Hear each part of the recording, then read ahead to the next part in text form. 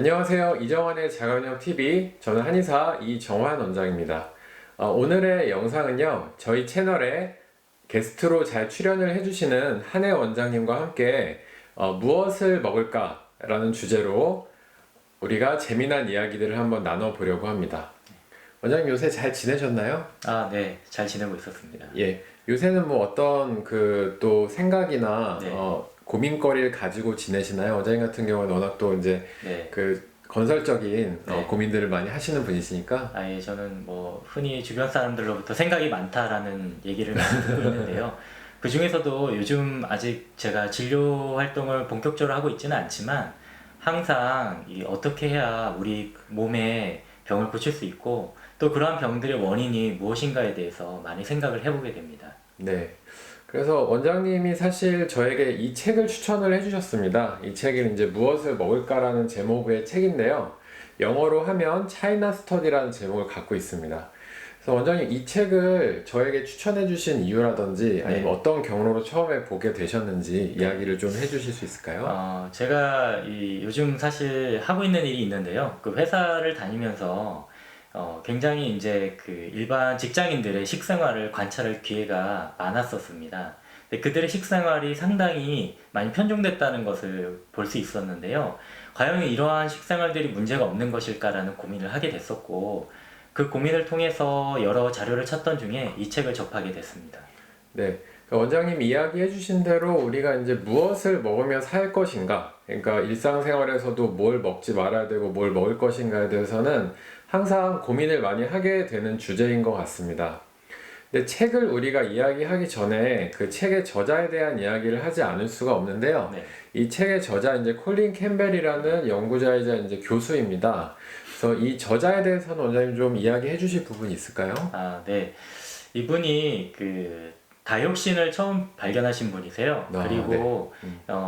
300편 이상의 논문을 쓰셨던 분이고, 이 상당히 영양학 쪽에 있어서는 세계적인 그 권위자라고 볼 수 있겠습니다. 네. 그래서 뉴욕 타임즈에서는 이제 콜린 캠벨 교수의 연구가 이제 건강과 질병 그리고 영양학의 최고봉에 해당하는 연구라고 그렇게 이야기한 적도 있다고 하니까 우리가 이제 다른 요새 사실 건강 관련해서 도서들이 굉장히 무분별하게 나오는데 네. 그런 책들보다는 조금 더 우리가 좀 근거를 가지고 네. 믿음을 가지고 책을 또 볼 수 있겠다는 생각이 네, 들더라고요. 맞습니다. 예. 그래서 일단 이 책의 내용 우리가 좀 본격적으로 알아볼 텐데요. 네, 네. 이 책의 내용을 가장 이제 중요한 내용을 이야기를 하자면 이제 동물성 단백질과 암 발생에 대한 내용이라고 할 수가 있겠습니다. 네, 네. 그래서 그 내용 어떤 내용인지 좀 알 수 있을까요?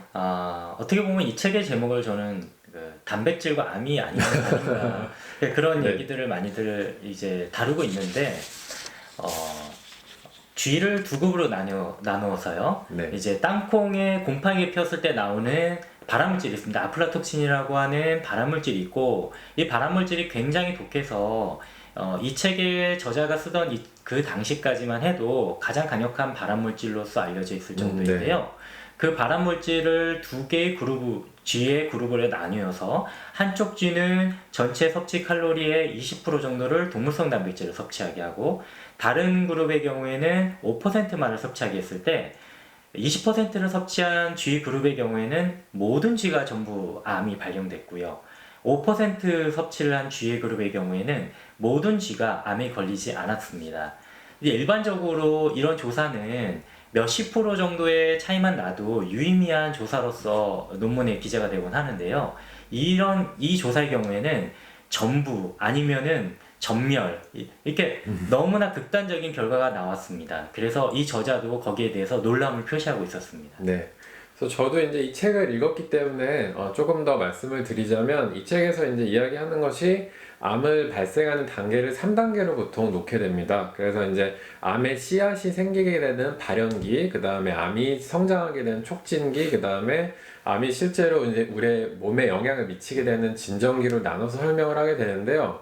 아까 원장님께서 말씀하셨던 아플라톡신 같은 것들은 네. 발연기에 주로 영향을 주는 걸로 알려져 있는데 네. 이게 동물성 단백질과 지방이 이 암의 촉진기에 굉장히 좀 많은 영향을 주는 걸로 네. 제가 봤습니다. 네. 뭐 원장님도 거기에 대한 실험에 대한 네. 내용도 읽으셨죠? 물론이죠. 이게 발연기에 있어서는 일단은 우리가 어떠한 발암물질을 먹었을 때 그것이 직접적으로 암을 발생시키는 것이 아니고 효소에 의해서 다시 더 독한 발암물질로 재탄생하는 그 네네. 과정을 거치게 되는데요. 네네. 그 효소의 기전 자체가 동물성 단백질을 많이 먹었을 경우에는 훨씬 더 활성화가 되기 때문에 즉 2차적인 발암물질에 더 독해지는 발암물질로의 생성이 촉진되는 것이고 동물성 단백질을 적게 먹었을 때에는 그런 작용이 덜 일어나게 함으로써 암의 발현 자체를 막을 수 있었고요. 그리고 촉진기는 이 조사 실험에 의하면은 100주간 쥐를 관찰했었고 그 기간 동안에 그 어떠한 12주라는 기간에서 4주 단위로 3회에 걸쳐서 나누었을 때 네네. 20%의 동물성 단백질을 먹였을 경우에는 암이 이미 발현된 네네. 군에 있어서요. 네네. 암이 굉장히 급속도로 몇 배 이상 빠르게 이제 성장했다가 5%를 줬을 때는 또 몇 분의 1로, 수분의 1 정도로 줄더라고요. 그 암의 사이즈라든지 하는 것들이. 그리고 다시 또 4주 후에 동물성 단백질을 20% 이상 섭취시켰을 경우에는 이것이 다시 성장하는 걸 관찰할 수가 있었습니다. 네네. 그래서 저자는 심지어 이 동물성 단백질이 암의 스위치를 껐다 켰다는 암 스위치라고 얘기할 정도였습니다. 네, 그러니까 실험 결과만 보자면은 그 이렇게 쥐들에게 동물성 단백질을 주면 암이 커졌다가 그러니까요. 다시 안 주면은 줄었다가 네, 예. 아니, 줄거나 이제 성장이 멈췄다가 정말 스위치 같은 것이라고 네. 우리가 볼 수가 있겠습니다. 네. 그래서 이제 이런 연구 결과를 보게 되면은 우리가 이제 주변에서 흔히 볼 수 있는 우리 한국 사람들의 식습관을 또 이야기를 안 할 수가 없는데요. 네. 원장님도 아까 초기에도 이야기를 해주셨지만 네. 이제 주변에 회사에서 그냥 네. 하루를 보내는 사람들의 식단을 보면은 네. 좀 건강하지 못한 경우가 많은데요. 예. 뭐 그런 부분은 어떻게 생각을 하시나요? 특히 이제 외식이 많이 증가하고 있잖아요. 그러면서 집에서 밥을 먹었을 때 비해서 확실히 고기류를 많이 찾게 되는 것 같아요. 더 네. 굉장히 좀 어떻게 보면 더 맛도 있고 식당에서도 주로 많이 팔게 되고 손도 덜 가잖아요. 네. 이런 집 반찬이라든지 이런 거에 비해서 그런 것들도 심각하고요. 또 요즘은 우유도 많이 이제 아이들한테 주거나 성인들도 많이 먹게 되는데 이 실험에 따르면 우유도 마찬가지로 동물성 단백질, 네네. 우유 추출물이죠. 카제인, 예, 예. 우유 단백질을 줬을 경우에도 그 암에 있어서 정확히 같은 결과가 나타났기 때문에 우리가 이제 일상생활에서 접하는 많은 계란, 우유, 그리고 고기들 이런 동물성 단백질의 총합이 우리 생각보다 일상생활에서 굉장히 많을 것이다라는 걸 추정할 수 있었고 그래서 이것이 과연 어느 정도 영향을 미치는지에 대해서 고민을 할 수밖에 없었습니다. 네네.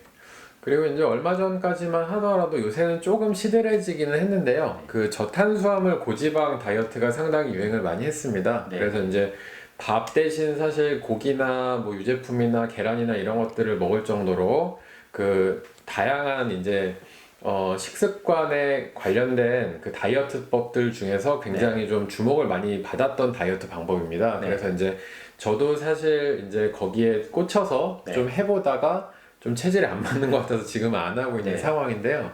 그래서 원장님 제가 이제 하시는 걸 또 옆에서 보셨으니까 네. 좀 어떤 생각을 지금은 하게 되셨나요? 예. 굉장히 위험한 접근인 것 같습니다. 일단은 영양 자체가 불균형 상태인 것이고 주로 이제 동물성 단백질과 지방을 섭취하게 되잖아요. 그런 것들이 이제 이 책에 나왔듯이 암이라든지 성인병에 직접적 영향을 줄 수 있을 뿐더러 그 외에도 그런 영양 불균형으로 인해서 다른 다양한 문제를 야기할 수 있겠는데요. 일시적으로 체중이 줄더라도 전체적인 건강을 잃는다면은 과연 그럴 만한 가치가 있는가 그런 생각을 하게 됐습니다. 예. 그래서 제가 직접 해본 바로는 물론 장점도 있습니다. 뭐 밀가루 음식이라던가 뭐 초콜릿, 사탕, 과자, 라면 이런 것들. 그러니까 탄수화물이면서 우리가 인슐린의 농도를 급격하게 올릴 수 있는 그 정제된 식품들을 안 먹는 것은 굉장히 좋기는 하지만 이게 그 대신에 섭취하게 되는 것들이 육류나 유제품이나 이런 것들이기 때문에 우리의 이제 장 건강에도 많은 악영향을 주고 특히 이제 이 책의 내용처럼 이제 암 발생 확률을 높일 수가 있기 때문에 그 저탄수화물 고지방 다이어트에 대해서는 조금 신중하게 접근하는 것이 좋겠다라는 생각이 듭니다. 네. 자, 그래서 오늘 이렇게 그 무엇을 먹을 것인가라는 주제로 계속 이야기를 좀 나눠보고 있는데요. 네. 지금 이제 동물성 단백질이 이제 암 발생에 많은 영향이 있다는 것을 원장님과 한번 이야기를 해봤고요. 네. 또 두 번째 영상을 통해서 조금 더 자세한 이야기들과 이에 대한 또 다양한 이야기들을 함께 나눠보도록 하겠습니다.